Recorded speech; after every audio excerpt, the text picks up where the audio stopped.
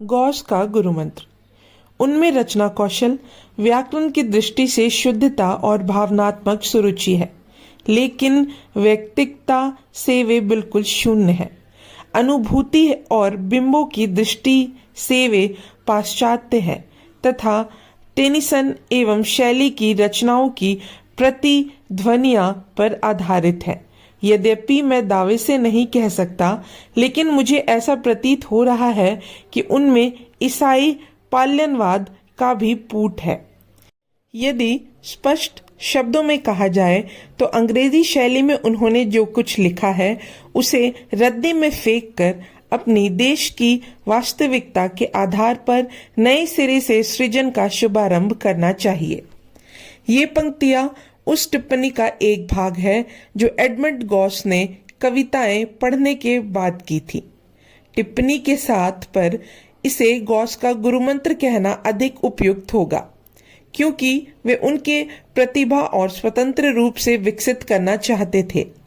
उनके लेखन में किसी अन्य विचारक का प्रभाव ना हो, इसलिए उन्होंने उन्हें सृजन का नया मार्ग सुझाया।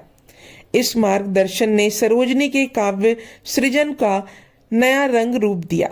वे निराश नहीं थी, बल्कि बताए गए दिशा निर्देशों का गंभीरता पूर्वक पालन करने के लिए दृढ़ संकल्प थी। सरोजनी की स्वीकारोक्ति। एडमंड गॉस के परामर्श को सरोजनी ने मुक्त हृदय से स्वीकार किया। इसका अनुमान उस पत्र से लगाया जा सकता है जो उन्होंने गॉस को सन 1896 में लिखा था। इस पत्र के अनुसार, आपने मुझसे जो कुछ कहा उसके लिए मैं धन्यवाद देने का साहस नहीं जुटा पा रही। आप यह नहीं जान सकते कि उन शब्दों का मेरे लिए कितना महत्व है। लोग मेरे जीवन में किस प्रकार रंग भर देते हैं और मेरी उस गहरी आत्मलानी और हताशा में जिसमें मैं प्रायः जीती हूँ, किस तरह नई आशा तथा साहस भर देते हैं, इसे आप नहीं जान पाएंगे। कविता ही वह चीज है जिससे मैं ऐसी उत्कटता, सघनता और पूर्णता के साथ प्रेम करती हूँ। मैं कवियत्री हूँ। इस मंत्र का मैं मन ही मन जाप करती हूँ, जिससे कि इसे सिद्ध कर सकूं। क्या आप मुझे अनुमति देंगे कि मैं आपको अपने बारे में कुछ बताऊं? मैं आपको यह बताना चाहती हूँ कि मेरे 11 वर्ष की अवस्था में आप किस प्रकार मेरे जीवन को प्रभावित करते रहे हैं। मैं सुंदर, स्वप्नलील और आसमान्य परिस्थितियों में पलकर बड़ी हुई हूँ, लेकिन उन परिस्थितियों में ऐसा कुछ नहीं था जो मुझे प्रत्यक्षता काव्य की दिशा में प्रोत्साहन देता। वास्तविकता तो यह है कि मेरे ऊपर पड़ने वाले सबसे अधिक सशक्त प्रभाव विज्ञान और गणित के थे। मैंने हमेशा कविता से प्रेम किया, परंतु मैं यह सोच भी नहीं सकती थी कि मैं स्वयं कविता लिख सकती हूँ। मैंने अपने इस नए दुस्साहस के बारे में किसी को कुछ नहीं बताया, लेकिन मैं लिखती चली गई। मेरे मन में कल्पनाएं बहुत सहजता और तीव्रता से अवतरित होती चली गई। हालांकि इसमें कोई संदेह नहीं है कि वे बचकानी और कमजोर थी। मेरे पास उनका कोई प्रमाण शेष नहीं है जिसके आधार पर मैं उनकी कहानी कह पाती। ना जाने कैसे वे मेरे पिता के हाथों पड़ गई और शीघ्र ही यह बात सबको मालूम हो गई।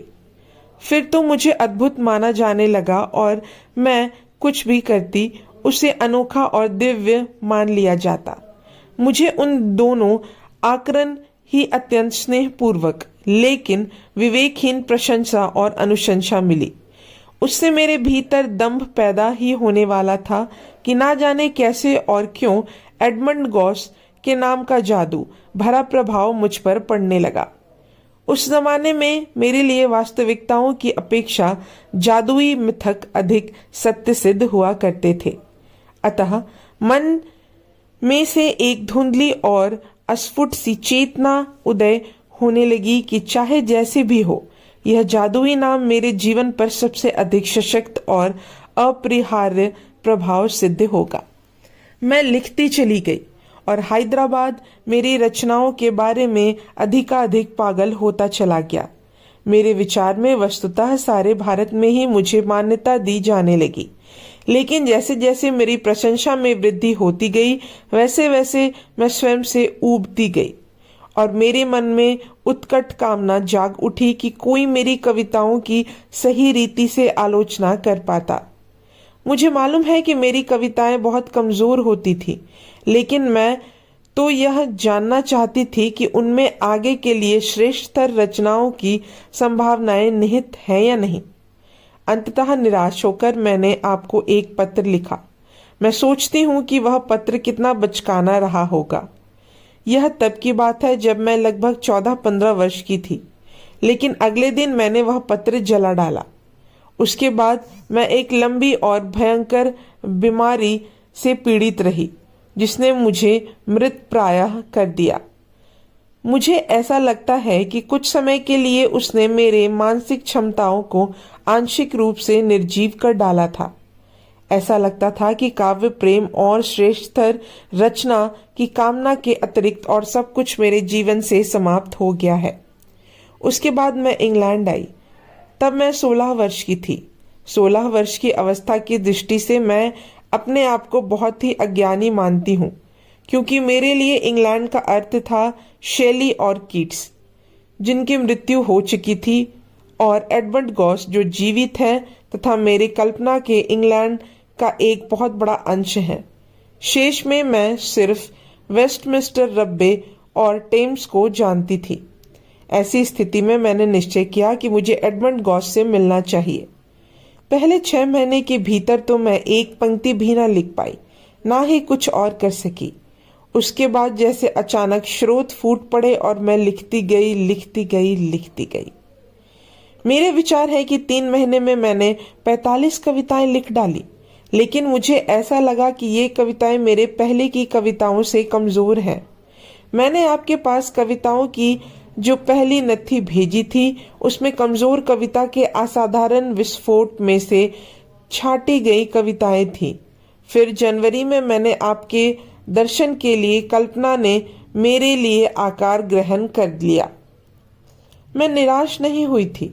वस्तुतः मैं उस कभी नहीं भूल पाऊंगी, क्योंकि एक ही झटके में उस नए महान जीवन में मेरी चेतना मुखर हो उठी, जिसकी मैंने हमेशा कामना की थी, जिसके पीछे इतना लंबे समय गवाया था।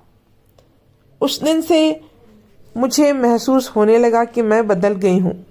मुझे ऐसा लगा कि बचकानी बातें छोड़कर मैंने नई एवं सुंदर आशाओं तथा आकांक्षाओं का परिधान पहन लिया है।